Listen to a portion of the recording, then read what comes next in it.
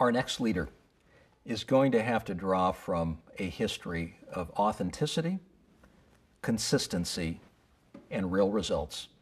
And that will be having participated in the private sector, where one understands the fragile nature of entrepreneurship in the free market and how to get this country going again from a business person standpoint.